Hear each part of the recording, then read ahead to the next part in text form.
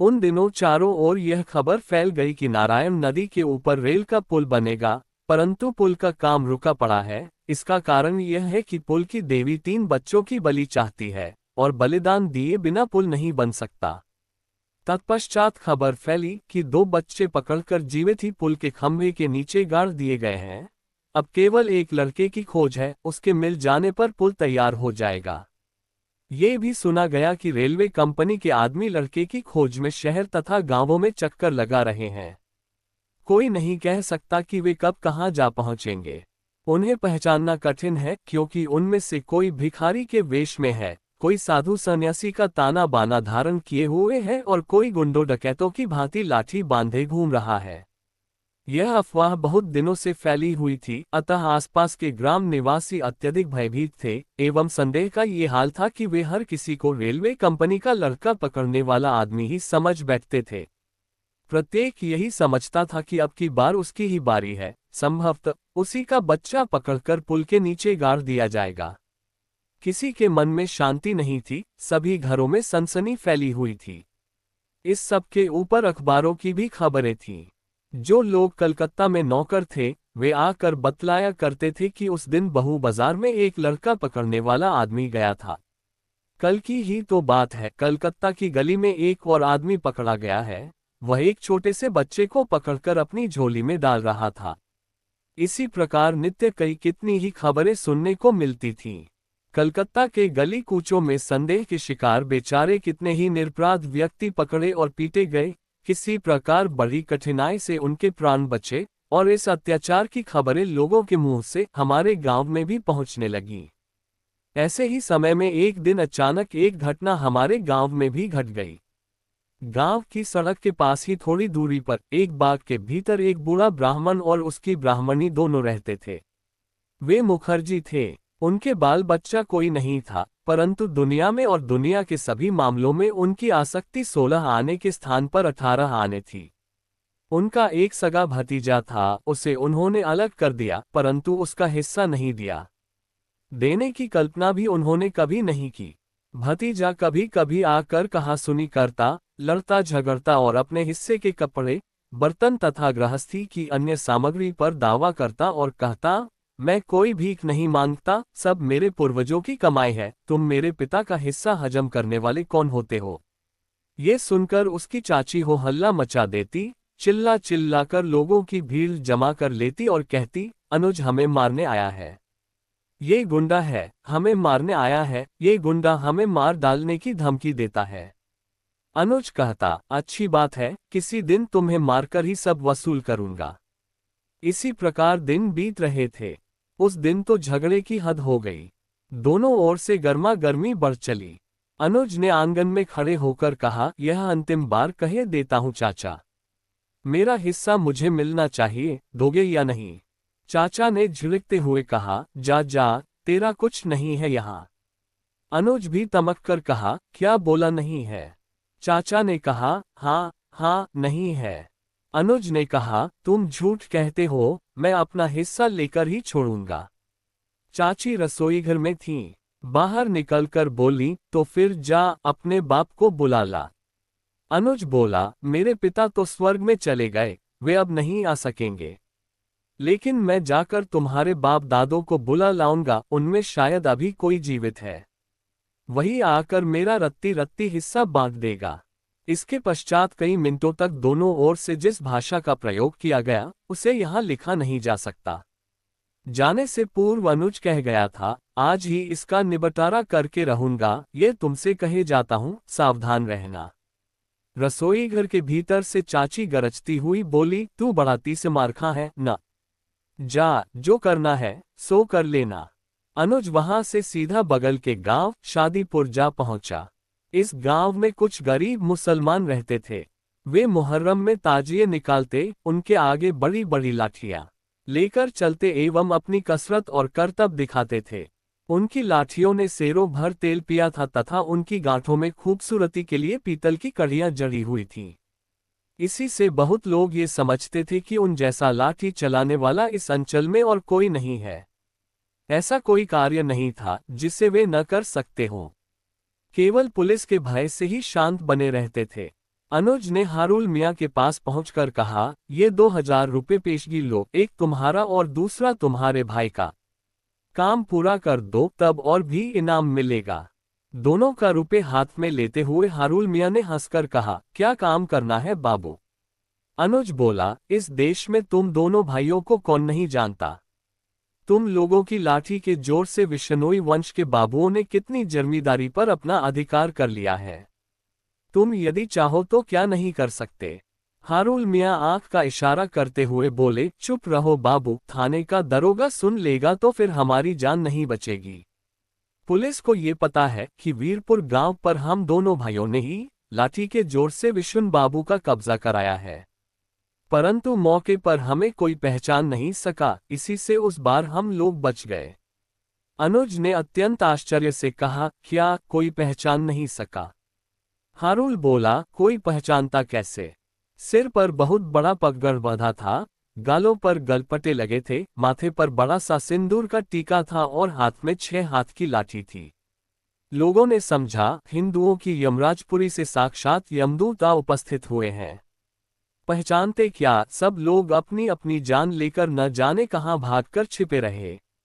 अनुज ने उसका हाथ पकड़ लिया और बोला, ऐसा ही एक काम एक बार और करना होगा तुम्हें हारुल मियाँ।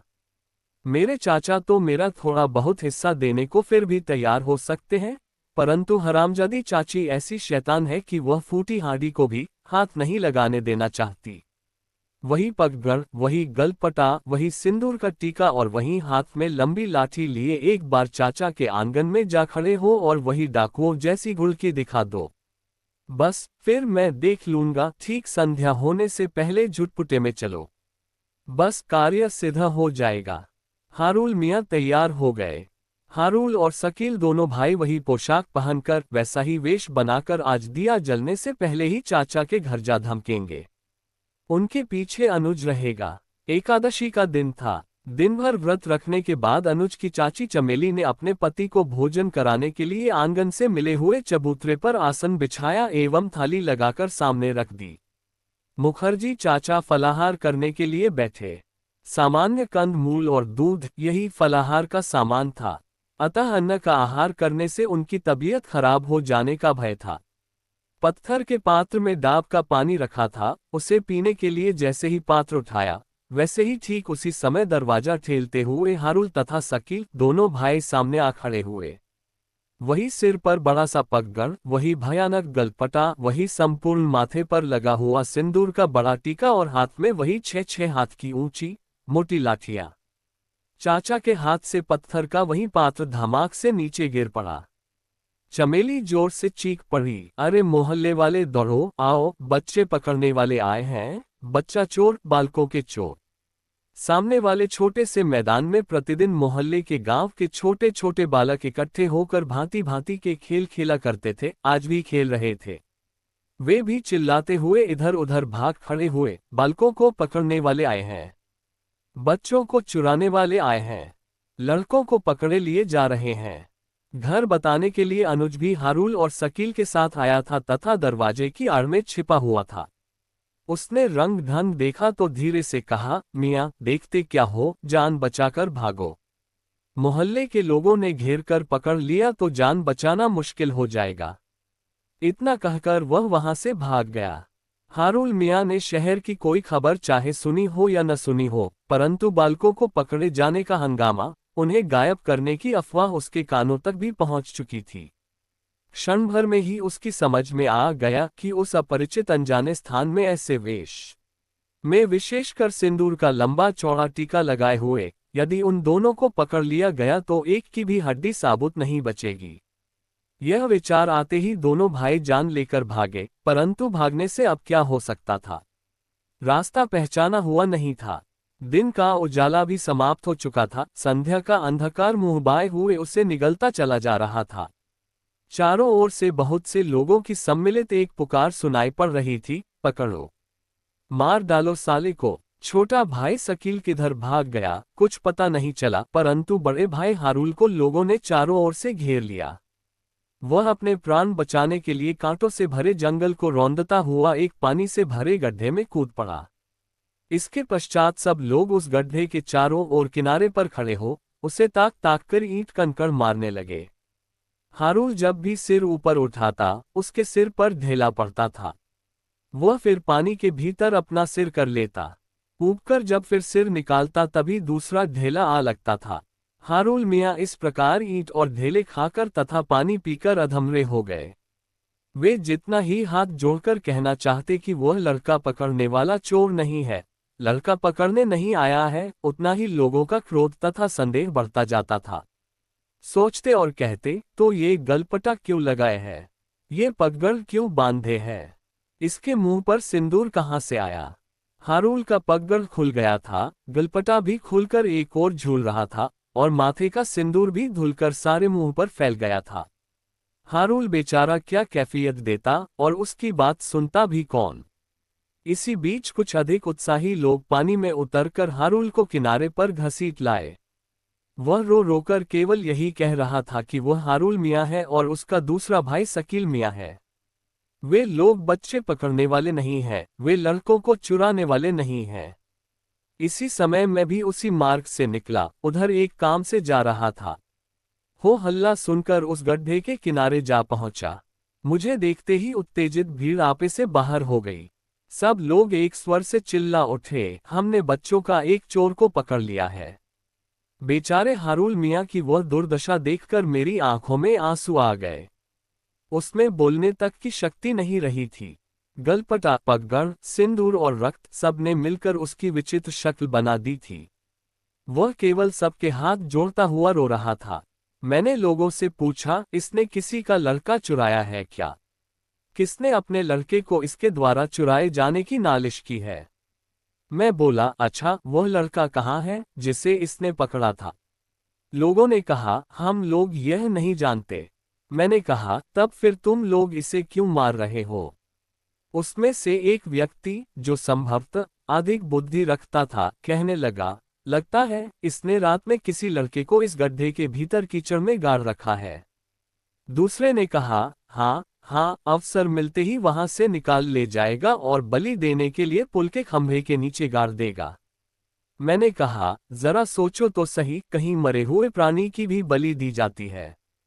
वे बोले, मरा क्यों होगा, अब तक जीवित होगा। मैं बोला, भला लड़के को दलदल में गाड़ देने से वह कभी जीवित बच सकता है क्या? तब मेरी युक्ति तथा बात उनमें से बहुत लोगों को ठीक जान पड़ी। पहले तो जोश में रहने के कारण किसी को ये सोचने का अवसर ही नहीं मिला था। मैंने कहा, इसे छोड़ दो। फिर उस आदमी से पूछा, हारून मियाँ, बात क्या है, सब सच्चा सच्चा हाल बताओ। अब अभय दान पाकर हारून रो रोकर सब सच्चा हाल कह सुनाया। अनुज के चाचा मुखर्जी और उसकी स्त्री के साथ किसी को सहानुभूति नहीं थी। सुनकर कुछ लोगों को हारून मियाँ पर भी तरस आ गया।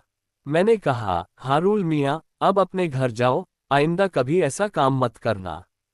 हारून मियाँ ने कान पकड़े, नाक रगड़ी, तदुपरांत कहा, खुदा की कसम बाबूजी, अब ऐसा काम कभी नहीं करूँगा, मगर मेरा भाई कहाँ गया? मैंने कहा, भाई की फिक्र घर जाकर करना हारून मियाँ, अभी तो यही बहुत समझो कि तुम्हारी अपनी जान बच गई। हारून किसी प्रकार लंगड़ाता लड़खड़ाता हुआ अपने घर जा पहुंचा।